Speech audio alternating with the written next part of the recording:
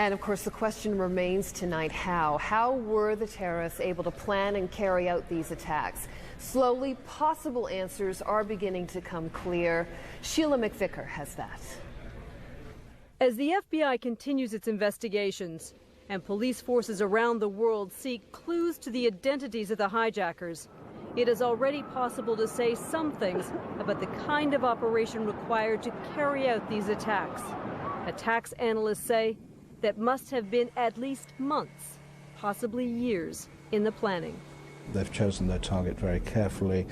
They've assessed the level of security at the points of departure for all of these aircraft. They've done their homework very well indeed. If the hijackers and their handlers, investigators suggest perhaps as many as 50 people came from outside the United States, their first problem was documents, passports, identities that would permit them to enter the U.S. without detection, setting off no alarm bells. And that, analysts say, would not have been difficult. Infiltrating using false documentation, using identity theft is relatively easy and requires some planning, but it's not impossible to get access to that in many parts of the world. Months or even years ago, they would have slipped into communities trained to attract no attention, perhaps not even knowing, say terrorism experts, there were others who would be involved in the plot.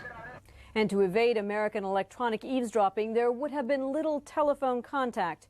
Instead, months spent in planning and study, searching flight guides for long-haul flights, flights heavy with explosive fuel, and testing again and again airport security.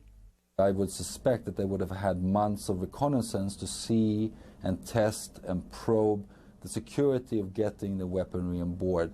It's quite possible that maybe these hijackers have carried out a trial run or several trial runs, taking the weapons that we believe at this moment that they had on board through security checkpoints time and again to see how often, how easy it is to do. Little was left to chance, even the risk of failure minimized by hijacking so many planes. Investigators say at least some of those involved were pilots. At least 2 suspects are known to have trained on a flight simulator. And some aviation security consultants suggest they may have used a widely available computer game to practice flying.